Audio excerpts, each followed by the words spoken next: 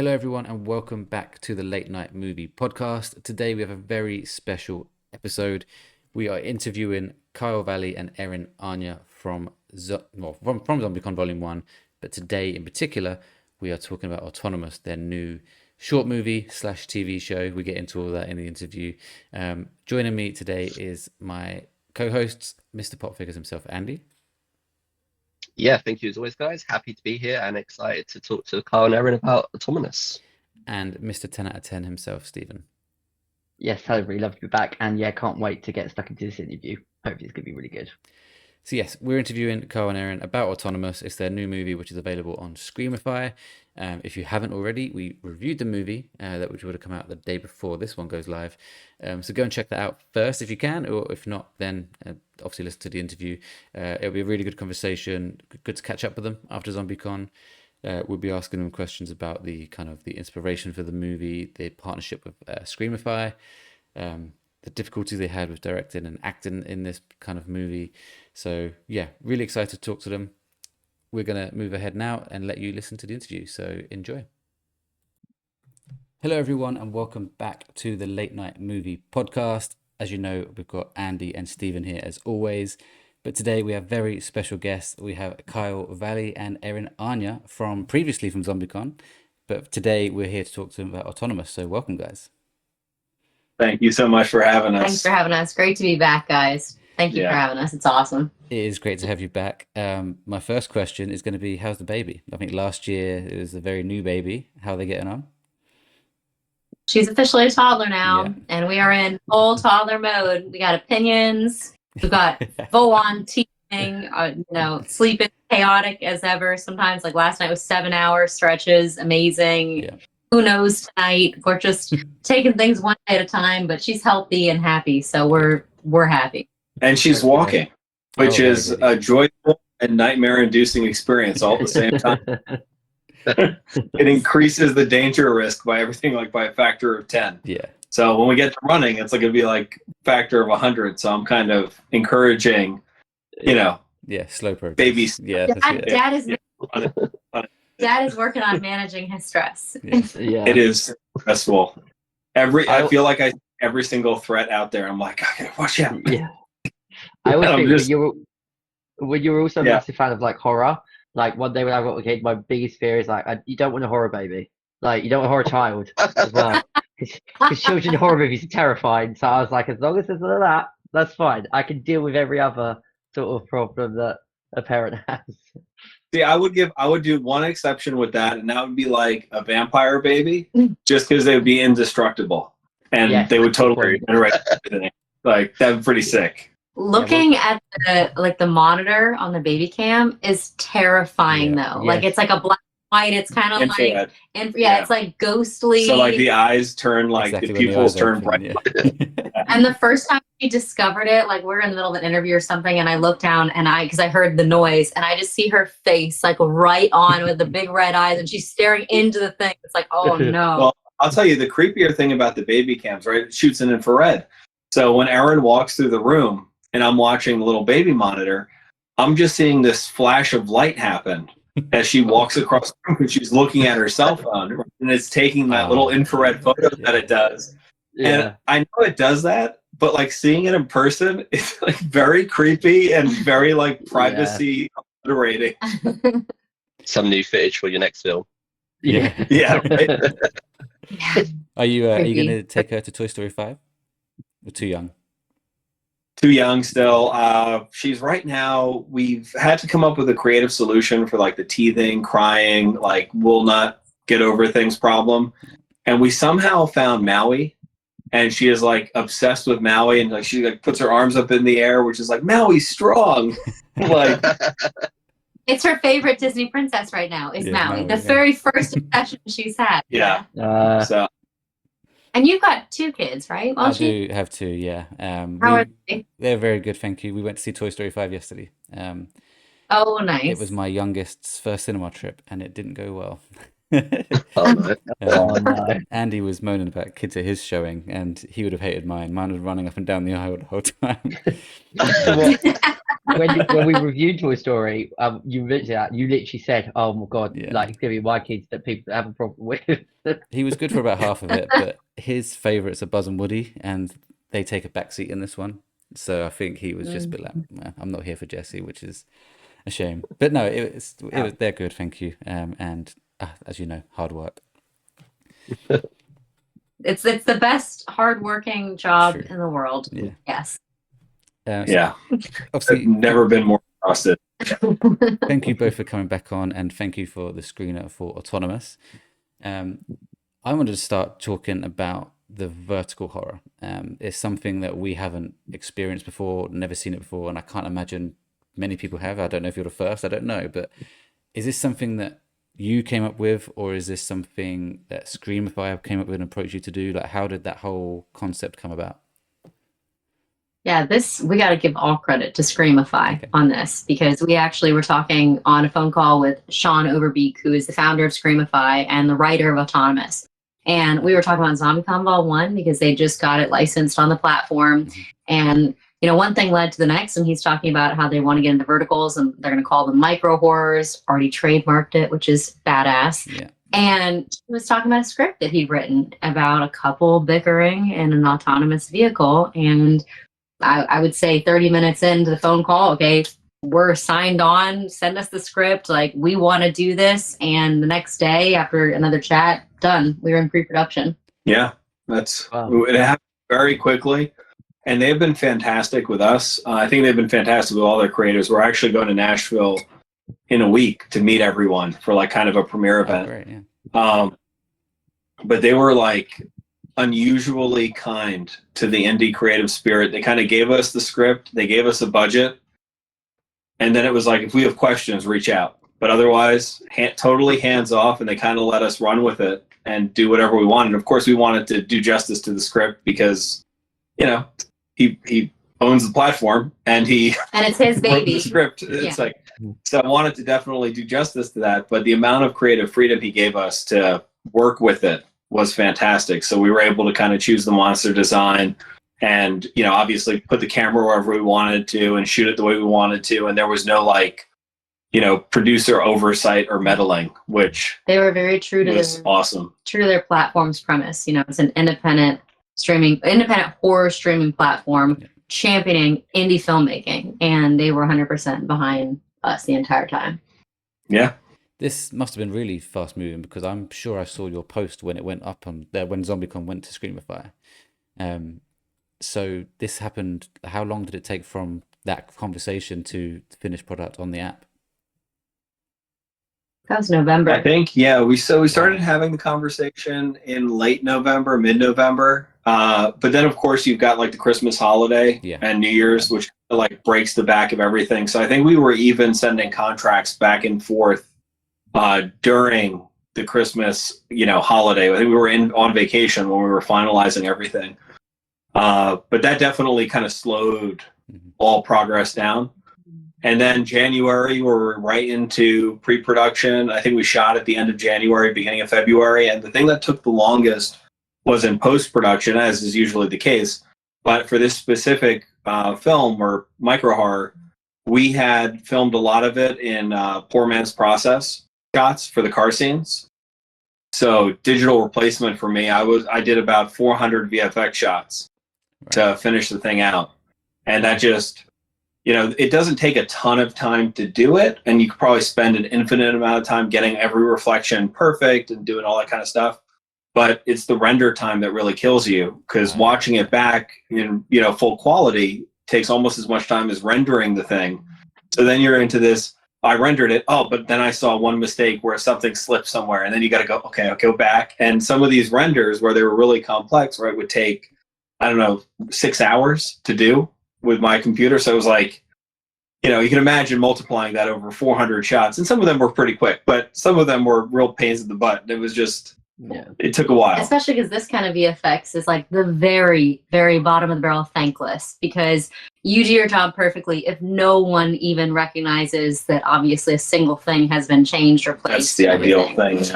Yeah. Yeah. Wonderful editing. Yeah, I thought about, having a clown or something run by at like 60 miles an hour, like throw a little It reference there, and I was like, that's going to take everyone out of it. So I guess this is a question more on the Screamify side of things. Like, what is, for me, the vertical side of it, the scrolling side of it is very much part of today's society, watching content on your phone, TikTok, Instagram, whatever it is. Is that the short episodic kind of style? Was that always their intention? They want this to be like almost for the, not for the youth because it's a horror, it's an 18 or whatever it is, but for the new age of social media and phones, is this what it's meant to be? Yeah, absolutely. That's how the script was written. It was written in those blocks with specific kind of hooks at the end of each episode where you got, a little bit of a cliffhanger built into the show to kind of keep people interested in swiping down. But that was kind of the entire point. And they based it off of, I think, the idea of, these vertical shows that especially come out of China in the last couple of years, which are, it's like a lady maid marries a billionaire and then has to like prove herself to the family. It's like a lot of that kind of romantic stuff, and it's all about like class structures and you can do it, just find the right girl or guy to marry and you could become the executive or whatever. There's all kinds of genres. They go into some wild things. I'm talking like you'll look and you'll see genres like vampire meets lovers, and there's 20 shows listed in that one genre. I think that really, like, there's one that's like all about a vampire and a werewolf like dating, which is like Twilight, right? Yeah, just kind of in a lot of ways, but it's a very soap opera-y, and we were trying to go for a much more cinematic style with what we were shooting. And usually these are kind of done fast and dirty. You'll do kind of 2 to 3 camera setups. It's usually one kind of shot size. There's not really close-ups. It's really like kind of medium longs, but obviously squeezed in for that vertical format. And we were trying to really create a cinematic language for the vertical format. So I don't know if it came across as successful, but that's what we were going for. I don't want to ask all the questions, so I'll let Andy go next because otherwise I'm going to run out. Yeah, I was speaking in our review, and I said what you just sort of mentioned about the other stories that sort of I've seen pop up on TikTok when watching through TikTok. Never seen anything quite like this on there, and this feels like a next step up, a massive step up to those sort of shorts that we watch. How long is it going to be before we start maybe seeing even like one episode of this on something like TikTok to sort of promote it almost to then go to Screamify? Because until we'd seen the link sent from Welchy, I hadn't heard anything about Screamify, so I don't know if it's a massive thing over in the US, but then also trying to reach the UK audience as well.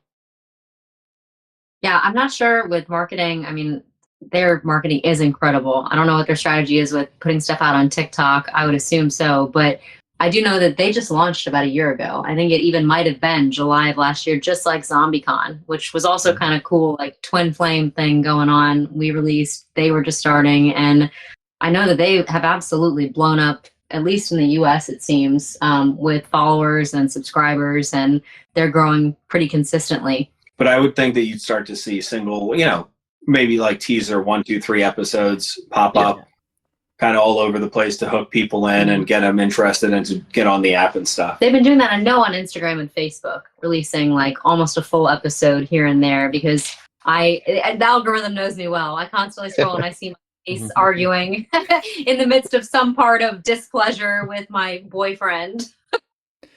I think that's and she's like, perfect way to taken today.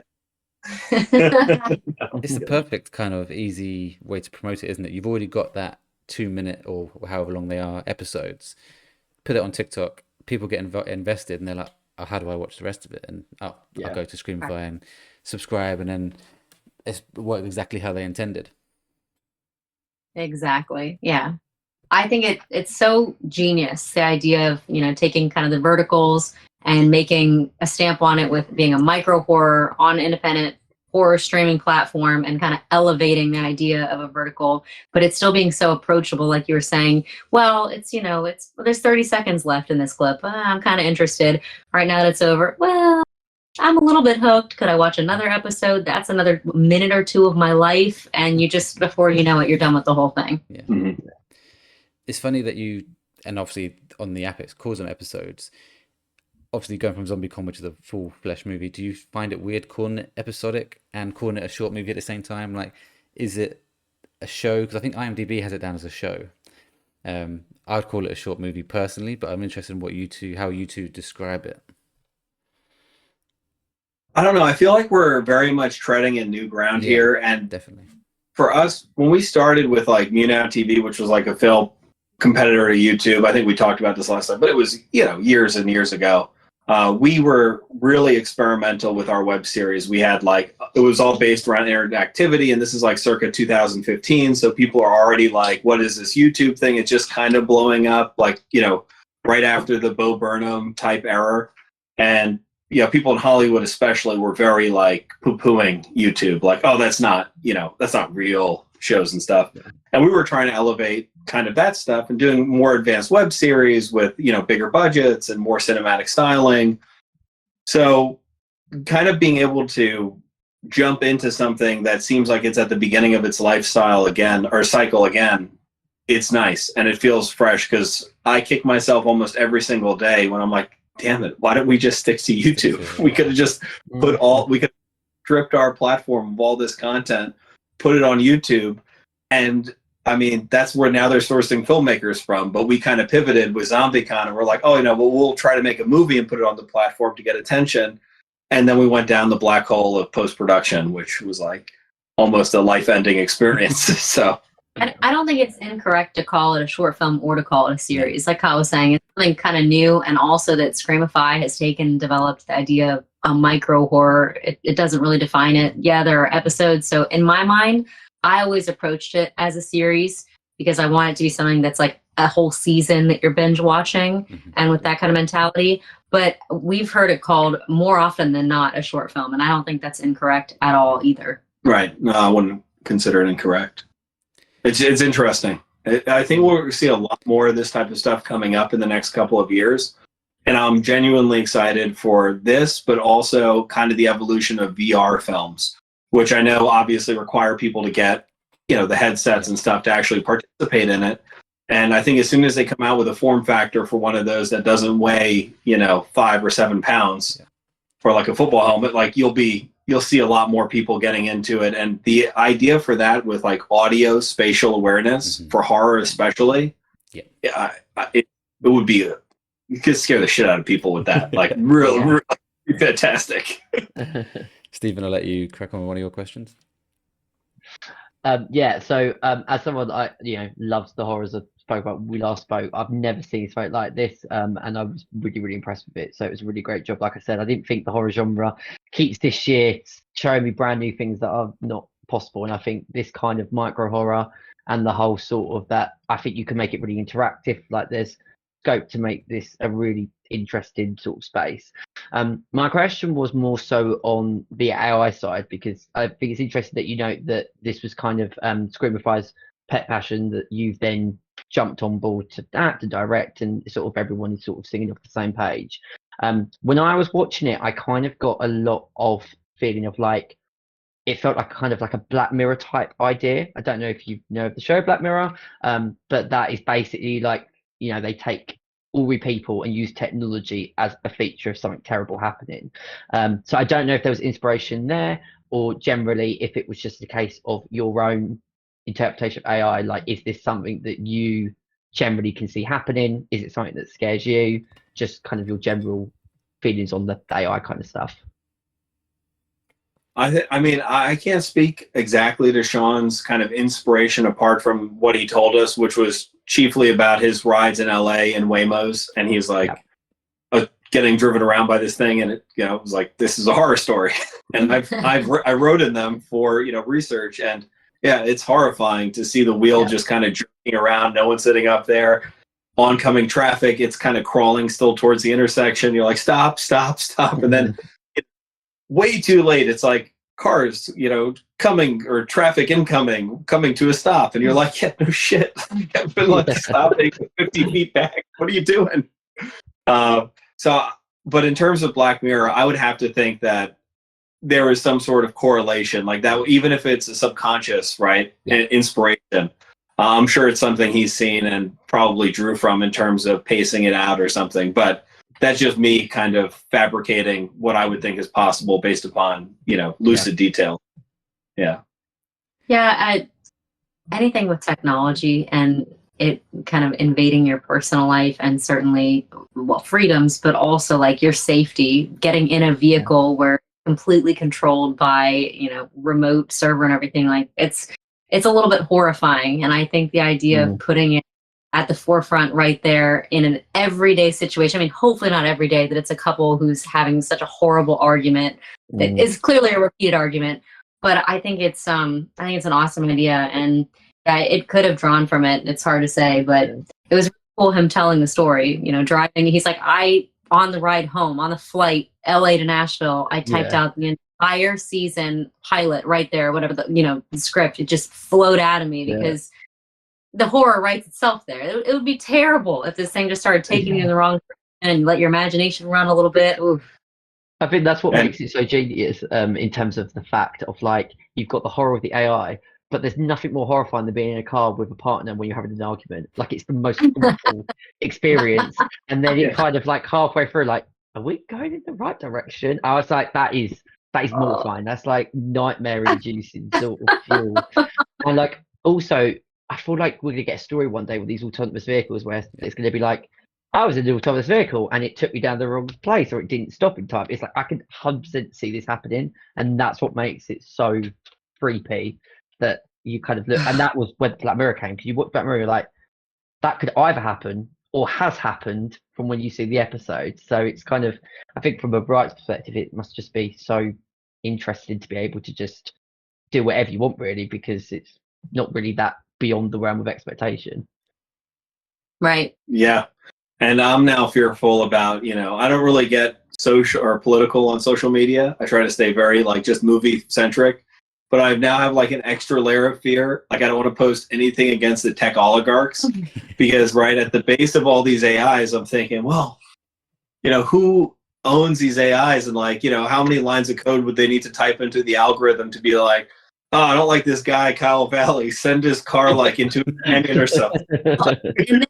And that's even more inescapable because it could have been like hackers. Yeah. Like, could it? Oh yeah, that's right. Yeah. I mean, and then who gets the blame? Either way, it's horrifying. Yeah, seriously. I was telling. Yeah, I'll stick to a bicycle probably in the future. I was telling Andy and Stephen when we did the review. I watched this on Friday, I think, and then yesterday I had an email from Uber saying, "Be the first to try out our new autonomous rides." And I was like, no, I've watched this film at the wrong time, I know, but I guess no, I'm not getting involved in that. I would be number one. Like, no.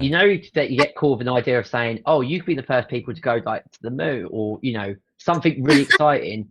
I don't want to be the first person to go to an autonomous vehicle, because also if you say it to your group, sure. But also if that goes terribly wrong, I don't want to be a guinea pig in that sort of scenario. I would leave that to somebody else to volunteer their services. 100%. That's what Kyle said. I think when we first discovered these things, he's like, "Yeah, I'm gonna let someone else be the first couple passengers. That's fine with me." Yeah. Yeah. Ironically enough, right, for research for the film, I had to ride in one of these things. I had to see what it was like, and yeah, it was a wild experience. We put the actors in them. I obviously tried it out for it, make sure it was safe. And I was like, "Oh yeah, it's safe, guys." And I didn't let them know, but it was kind of terrifying. You guys handled it pretty well, except we had a little incident because we had to light the interior of the car, obviously for cameras.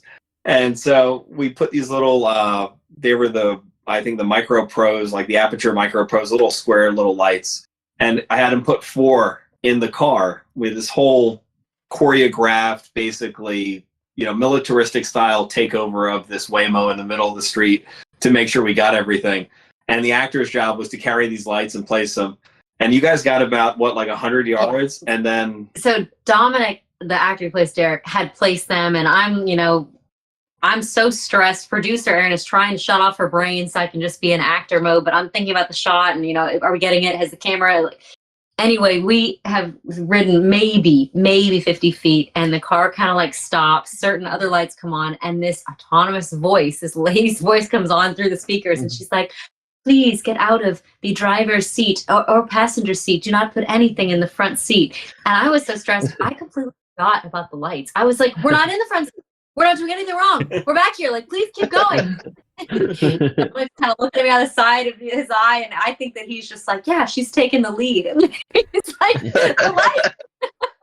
And she just sort of was like, okay, the ride is going to continue. And of course they have cameras. Like, I'm sure this lady's looking at me like, what is this girl talking about? That's interesting. To the best of my knowledge at the moment, I was like, we are not in that front seat. We are not breaking any laws. I was going to ask if you actually had to like reach out to Waymo and say, look, we just need to borrow it for this reason, or can we borrow a vehicle?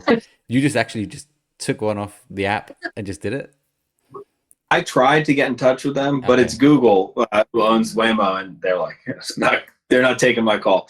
And especially like, I probably could have pushed it with the press people, but then I'm thinking, okay, how's this conversation going to go? Hey, so I'm producing this new micro horror, like, and we're talking about how your car like kills people. You mind if we go for an evening? And so we just decided that, look, there are no drivers in the car, right? So there are no like clearances that need to be gotten. It's just a machine, just a car that's driving.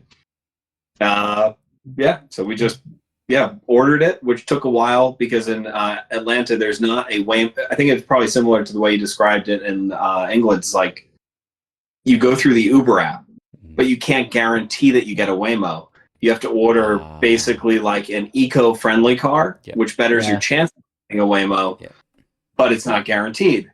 So we went through probably 1,000 of these like Uber calls where it's like, no, we were all around the table calling at the same time, and everyone goes, "Oh God, I got Bob again! Cancel, Bob, get out of here!" Right, go home.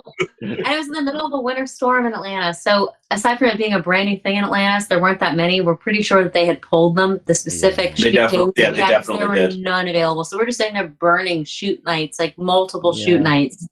It was hard. So finally, when we did get that Waymo, it was on. Well, I had to go with her father, and he was nice enough to drive me around Atlanta, and we went literally Waymo hunting, and I felt like Captain Ahab, like looking for my white whale. And I'm like, that Waymo, and we were finding out like, okay, where do they go? Where do they park? Where's the most likely kind of place to pick one of these things up? And we luckily found a street that was like a perfect little cul-de-sac. It was within our permitting rights. I was like, okay, this is going to work great. We get down there, first call goes through, fails. So everyone's like, oh God, here we go again. Second call, we got a Waymo, everyone get in position. And then, as I was describing earlier, followed up like a week after we closed production and I'm in post. And I've got YouTube videos playing in the background. And because I've been searching Waymo for the last 2 months, right, it's in my suggested feed. And this thing just pops up. It's like, breaking news from Atlanta.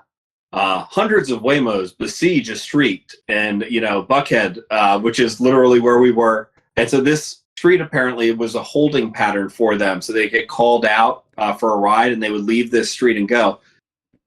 And it was happening at the same time that we were shooting. There was a street literally like half a mile away. Hundreds of Waymos just all the time, 24/7. Would have been a shooting station barrel. So always the way. That makes it interesting. So obviously you was waiting for it and finally got one. Does that mean this wasn't all done in one take, was it? Or was it? Oh, no. Oh, okay. No. I was going to say that. No, yeah. You then had to get another Waymo and another one? Or?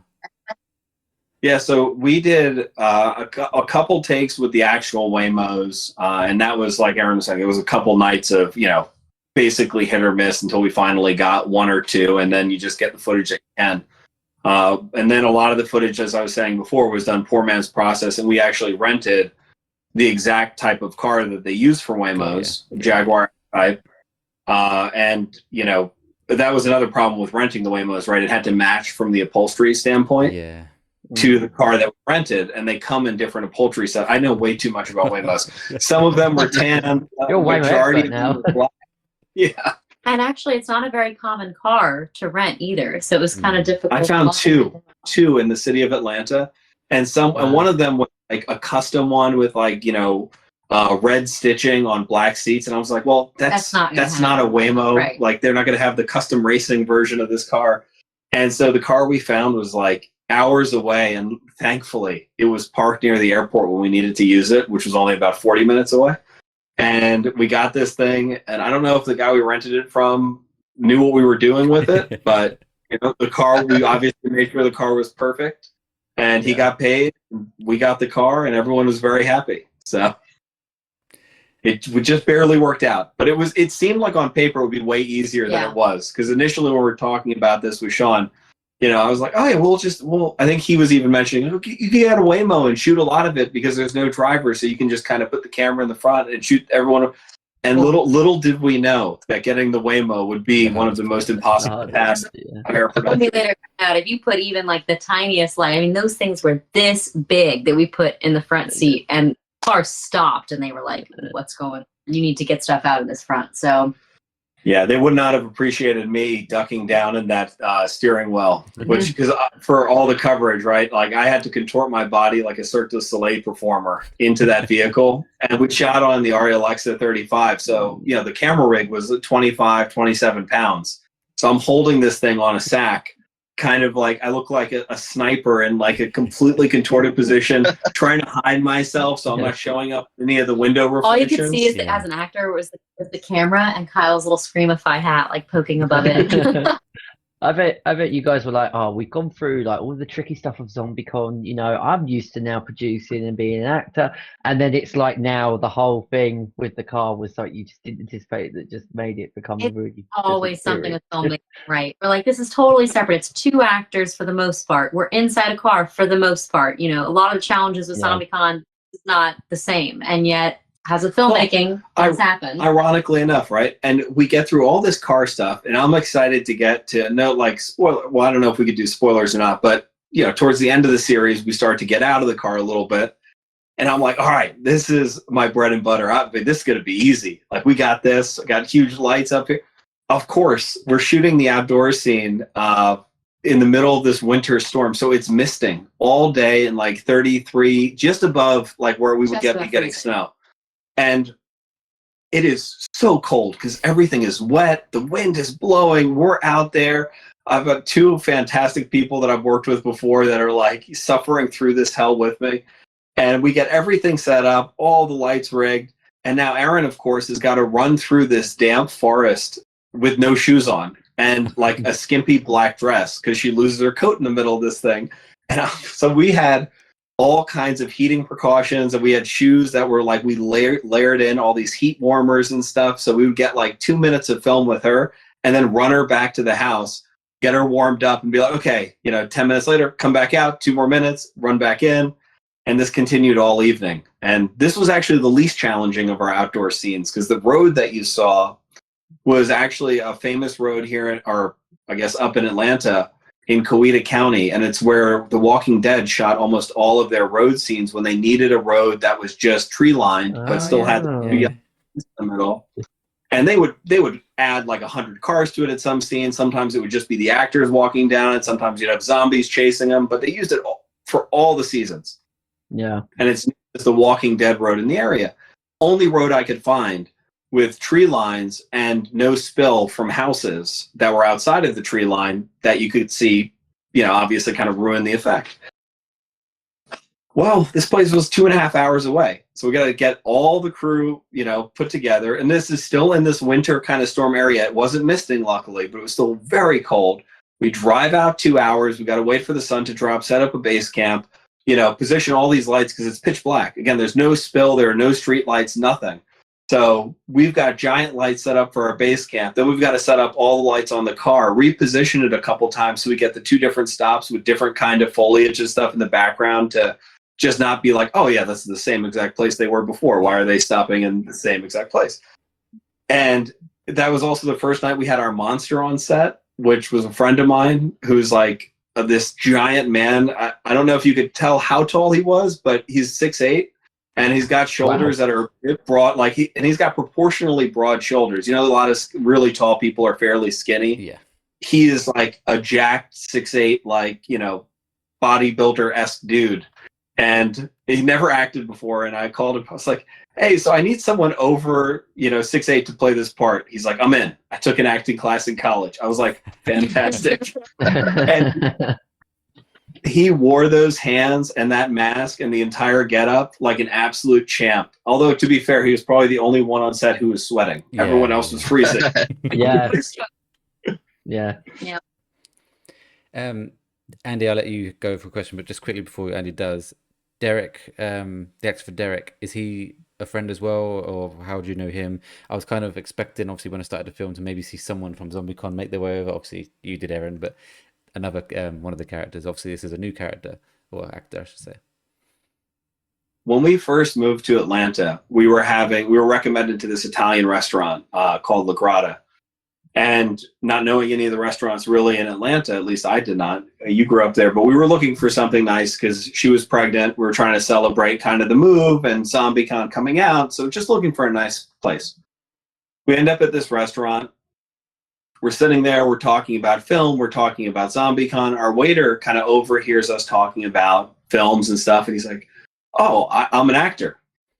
This continues like we probably killed a bunch of his tables that night. They probably hated him because we ended up talking for like an hour and a half, hearing all kinds of war stories. And lo and behold, that is Derek, or Dominic Jungling, who plays Derek in the film. And we just became kind of fast friends. And I was like, okay, next time we get a project in Atlanta, I'm going to give you a call. I would love to see you read for it. And he read for it. And it was like, this is a match made in heaven. He's fantastic. 100%. So. Dominic, by the way, in an interview, I don't know why this made me laugh so hard. It's so him. He had said, they had asked him, what he thinks about autonomous ride shares, especially after filming this. And he's like, "Oh, well, I hadn't been in any, before filming, but since filming, I've actually requested one and driven one quite a few times. I find it very relaxing, cathartic not to have to talk to the driver." Fair enough. Fair enough. Go on, Andy. Just with you guys talking about sort of the filming, the renting the car, and all the other sort of bits that you had to pick up. What was your, if you're allowed to talk about it, your budget for this film, especially in comparison to ZombieCon being obviously a sort of full movie? Did you have a big budget to work with for this film? I'd say it was a medium-sized budget for what it was. It was less overall budget than ZombieCon, but we could have with us since we own the equipment as well. So we bring cost is bizarre because we're not just producers. We're a full-on production company that's invested and has our own studio full of equipment. I don't know, with the Alexa and with me doing all the post-production and with all the VFX shots, I don't know if it would have been possible to do for the budget we had outside of kind of us being invested in the project. If that gives you like an idea. But Screenify also was really good about when there were overages with the storm, and they knew that we had to add a couple days, coming back and helping us out. They added a third to the budget. So it's just like that. So they were awesome, and we wanted to kind of pay it forward because we really respected the fact that we were getting kind of a long leash on this one. Yeah. So. And now that we're talking about it, kind of with that first call where he was sharing the idea of the script and bringing us on, it felt like a ride pulling up and us, hopping on in. And the next thing you know, in 2 months, we're shooting this thing. It was, we can say the actual budget. I don't know. I mean, it should be on IMDb. I didn't put it on. I created the IMDb page, by the way. You asked earlier how it was as a TV series. I listed it as that, and I'm like, this is the moment. I mean, it could be a short film. It could be a TV series. Yeah. I went there. I could say this. For people who know what the budget of ZombieCon was, it was half the budget of ZombieCon. Okay. That tells me what I need to know. Speaking of ZombieCon, obviously, this is a big step away from ZombieCon in terms of format, and obviously, we don't think this is a zombie. Obviously, it shows your versatility in directing, producing, and acting. Do you ever think you'll step away from horror? I guess is kind of going away from the movie, I know, but we've just seen the other way around. We've seen comedy directors going from comedy to films like Obsession. Do you ever see yourself going any other direction at all, or are you horror all the way? 100%. When we first, I'm not horror all the way. No, I mean 100% going in other directions. Yeah. We've started to make a name for ourselves with horror, which has been awesome. We're not opposed to horror. We love horror. But we also started, like we were talking about with the Mew Now TV days, there was one of almost every genre. I mean, there was only 9 series and a couple short films, but between those, I mean, we had a kids show, an animated, we had a psychic talk show, a comedy stand-up, a sci-fi show with 30-minute episodes, an informational Disney show, like just things that ran the gambit. So yeah, especially Kyle with his writing, he loves sci-fi and James Cameron is my favorite elements. director, so that's like, Yeah. Yeah, I'm just trying to do as well as he did. I don't feel like that's asking too much. I mean, no. I think the bar's not high enough. We're going down that road. Right. And we have a couple projects that are kind of in the wings right now with deciding what our next step is going to be. Really, it depends on the funding and timing with which of these is going to hit first. But we do have a kids show coming out. Yeah. Really? And this is really, we're kind of doing it for our daughter because I was kind of looking, where are we going to show her first? And then we figured, we might as well just make it like public and we'll put it out on we'll see if someone wants to buy it. If not, we'll just create a YouTube channel for it and throw it out there. But it's got an Australian adventurer kind of Pixar style and a koala that's like a Pixar style koala sidekick. And it's just like an animal biographic show. So think like Wild Discovery, but for kids. So very good. Very different to Zombicon. Never know what you're No, I've kind of got then a sort of question that kind of plays into that with Welchy, more talk about the horror, because what I found interesting with this is like with Zombicon, you use gallons of blood, and that was like such a cool sort of experience. To then go for something that was much more kind of stripped down plain and more so the psychological horror aspect. I know there's a little bit in the outside where you saw a snippet, and I was like, that's probably because I know how much you enjoy using sort of the blood and kind of stuff like that. Is that something that there's sort of all walks of horror that you would happily take, or are you kind of, when you were filming Autonomous, you're like, kind of wish we had like gallons of blood for like what we had with ZombieCon, or have you got a preference? Well, it kind of just depends on the story for me personally. Yeah. If the story resonates and we need blood, fantastic. I mean, not fantastic for the people who clean it up, which No. unfortunately was me with ZombieCon. But thinking to bigger budgets, right?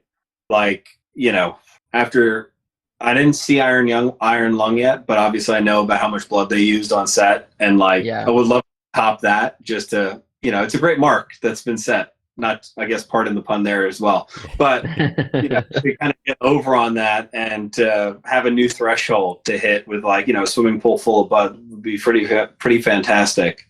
But in terms of just general preferences, I think that story is kind of king, and if it plays well and it reads well and it's exciting and interesting and it deals with like a new concept, like ZombieCon was kind of very new in terms of, well, at least when we made it, right? It kind of got more popular in the years since we were able to get it released.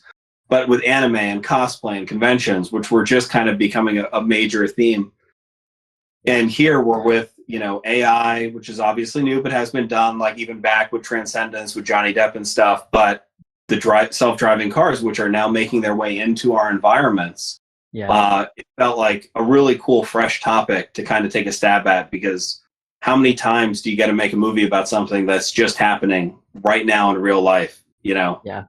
So. I completely agree with everything he said, so ditto. But I also want to add from the acting perspective. From the acting perspective, I always love like changing it up and playing different characters. And so I was so excited to play a character completely different from Claire in like almost every way. So that was very fun. Well, it's funny. I was going to mention to you, I wrote a new script. It's called The Elephant Woman. So we're going to... I look forward to reading it, Kyle.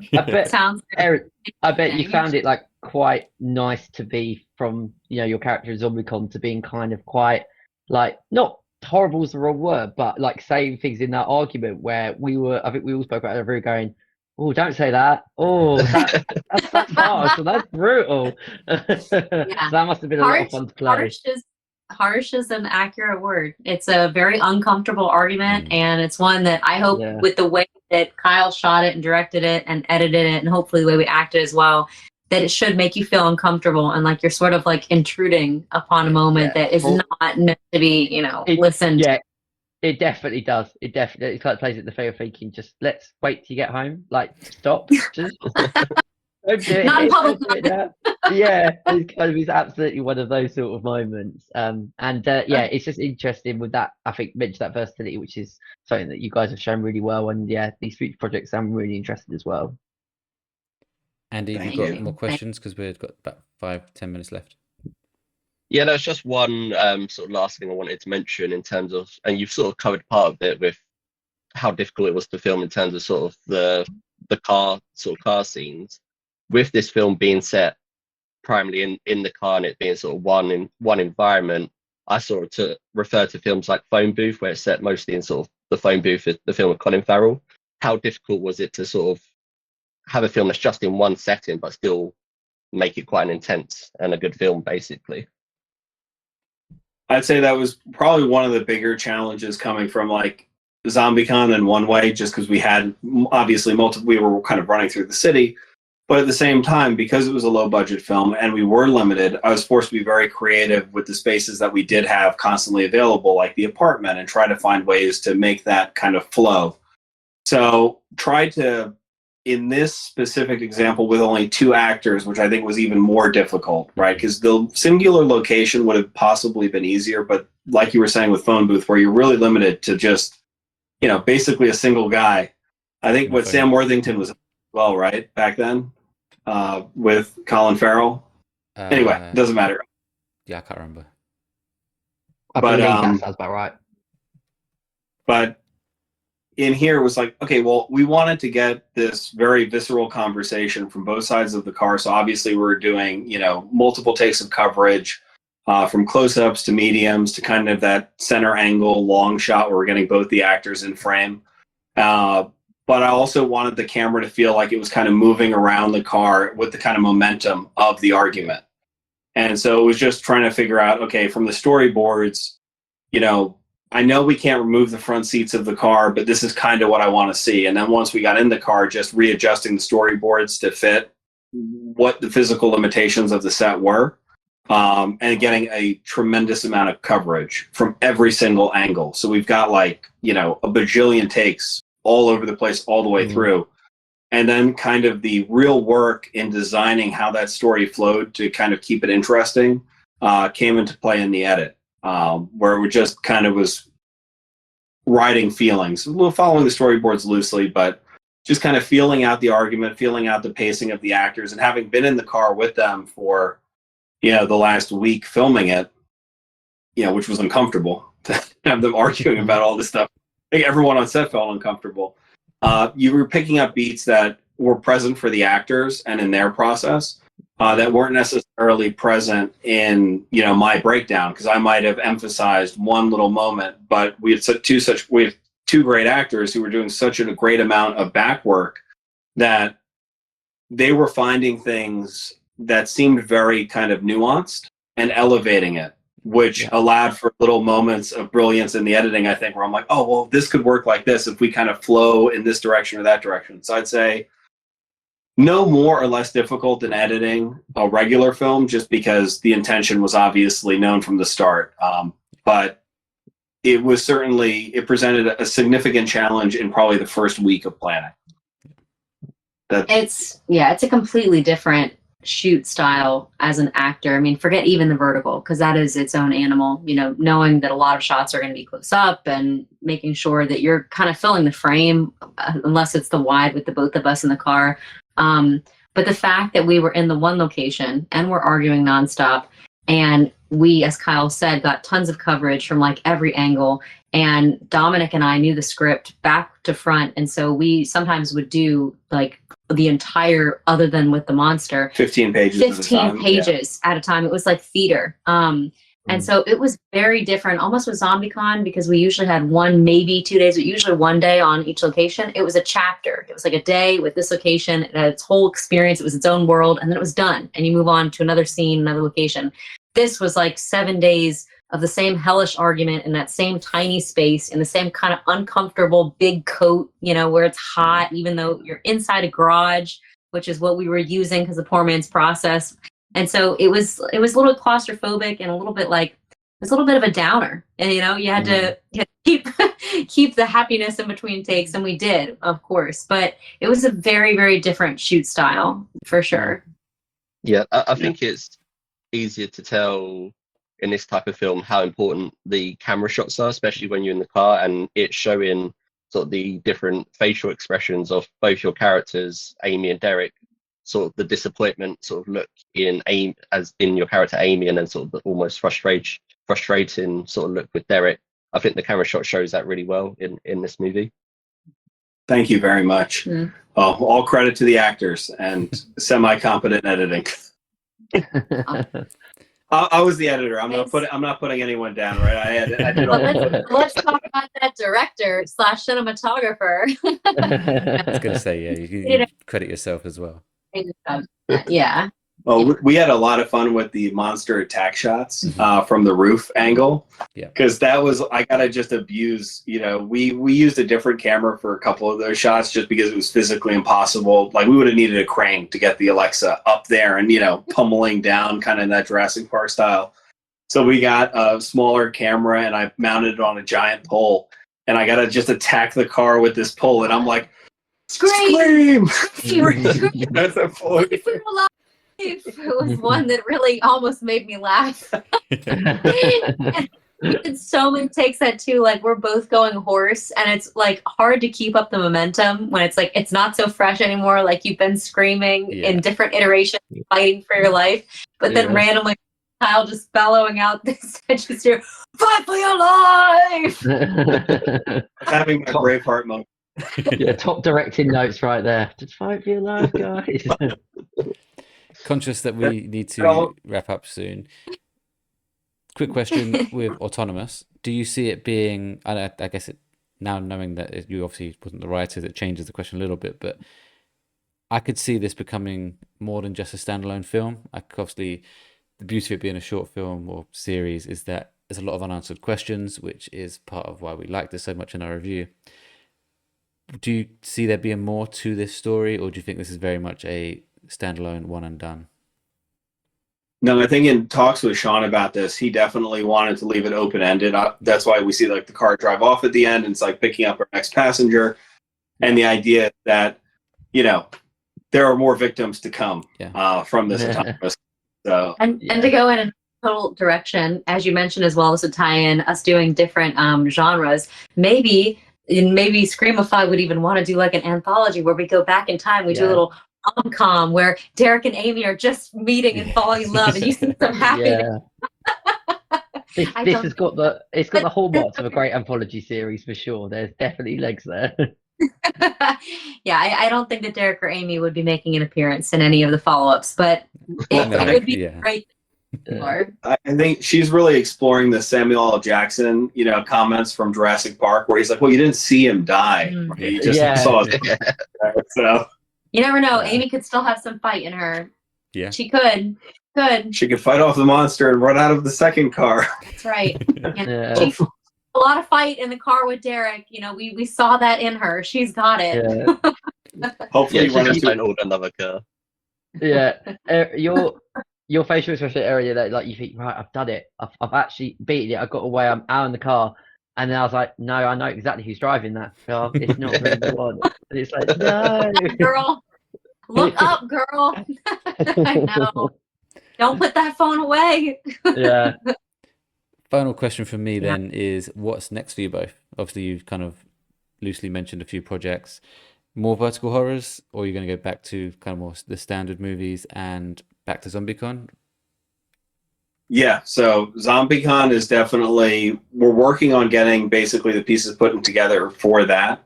But in the meantime, we have probably 3 other movies that are in various degrees of kind of seeing which one will get to the finish line of financing first, and then we can jump into pre-production on it. They're all wildly different genres. So, I'm very happy to go forward with any of them, but it's kind of like who's going to come in. And we would love to work with Screamify again. And we are in talks with them as well on a couple different things. So the answer is we're not sure just yet, but knowing us as well, there will be something, Yeah. hopefully an announcement pretty soon. And I just had like a fever dream the other day that's like a brand new horror film. And I'm really keen to do that. Even if we have to self-finance it, I'm like, I feel like with all the new equipment we've got, with the new Alexa that we have and the RE Ultra Primes, we can make this really good. It's a little bit of a bottle film, but it's also would be a lot of fun. So I'm secretly planning a takeover of our entire production schedule with that. But sorry to tell you yet. Nothing new.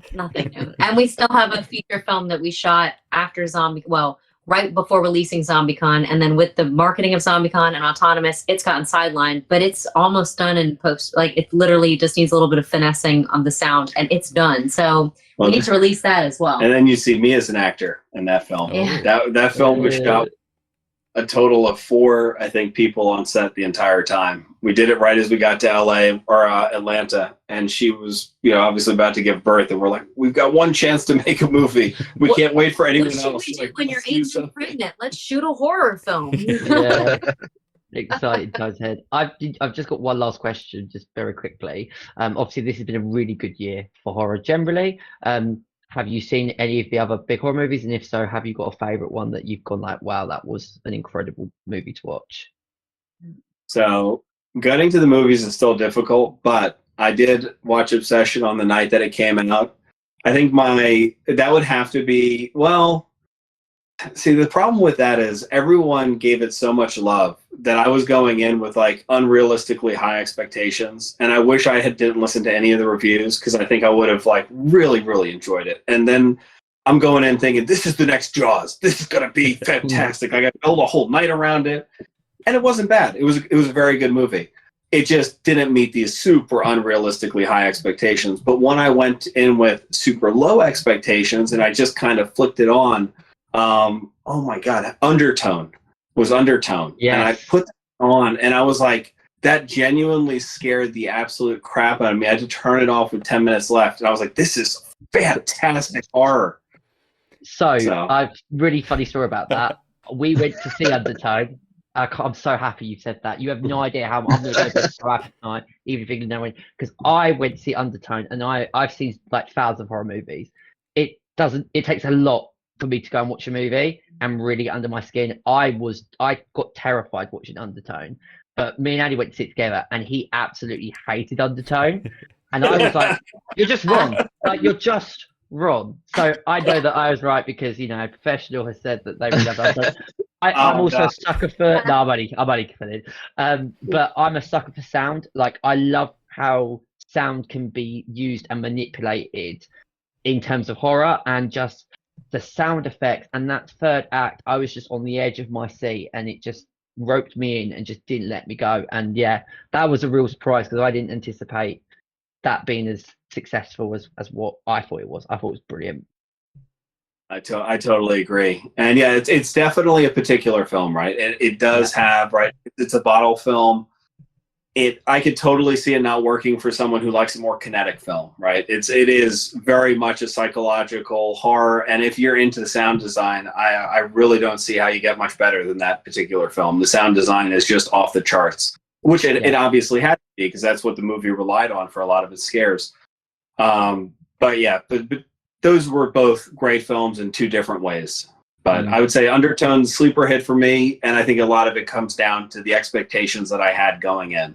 Had I gone in with equal expectations, it might have gone the other way. It's impossible to say in hindsight, but enjoyed both of those. Very much looking forward to the Backrooms when it's finally out on VOD, to be able to pick it up and give it a watch, back home in a proper kind of theater, my own little theater setup, and kind of see what everyone's been talking about. And I've loved the Backroom since it was, just pictures on the internet a long time ago. I always thought it was super creepy kind of setup. So have you guys seen that one?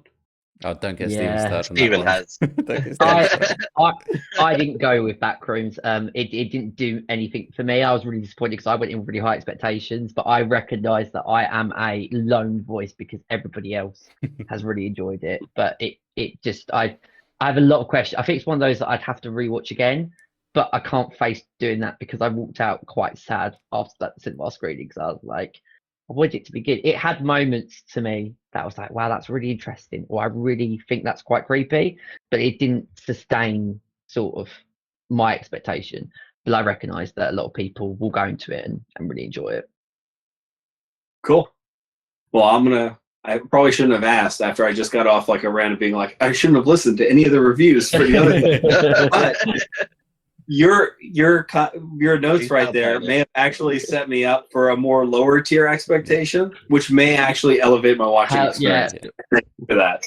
Yeah, definitely. And I'm super behind on everything movie-wise. I'm primarily on our daughter parenting duty these days, and she's got me like, I don't have any free time whatsoever. So I'm behind, but I will say I've watched 2 episodes of that Apple TV show with Amy Adams and Javier. Oh, Cape Fear. Yeah, Cape it's Fear fantastic. And Javier Bardem, like in anything, like I will watch. Yeah. with He's him. But so he's so creepy already. I'm like, oh, I'm gonna have to continue this, and I'm gonna be a little bit creeped out in the dark. But we met him at the gym one day, That's and right. he was the nicest guy you'd ever meet. Like, the only reason I talked to him was because he was literally bleeding, and I was like, "You're bleeding, man."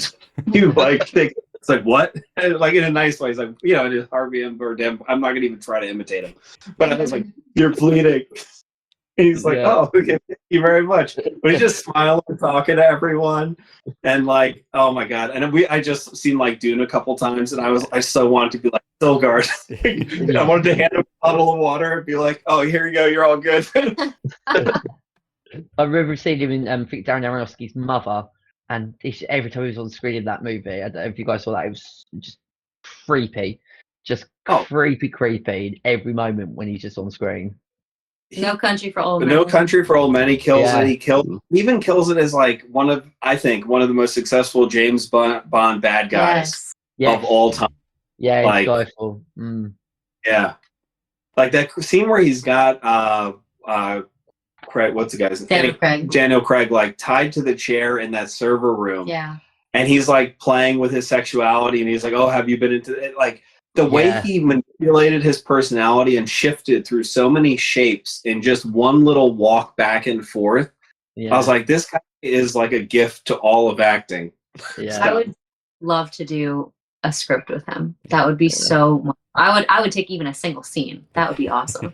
You mentioned that scene, and people were like, "Oh, it's quite a light-hearted moment," but believe it, it's a really dark scene that he plays so brilliantly well, but it's so subtle. So, yeah, he's a great Bond villain. Mm-hmm. Totally agree. So we'll hit the hour. I promise you 45 minutes and we've gone over, so I apologize. This is a blast. We love talking to you guys. It has been fantastic to catch up. Thank you so much again for the screener.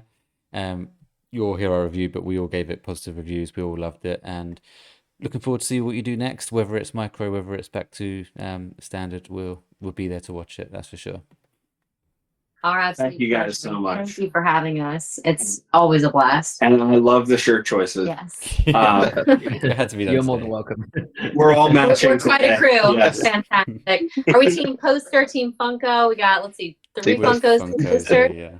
Nice. And we're the odd ones out. I like it. Yeah. So again, thank you for coming on and agreeing to do this interview with us. Andy, Stephen, thank you for doing it with us as well. And everyone listening, thank you for listening, and we'll see you next time. Take care. Thank you. Thank you.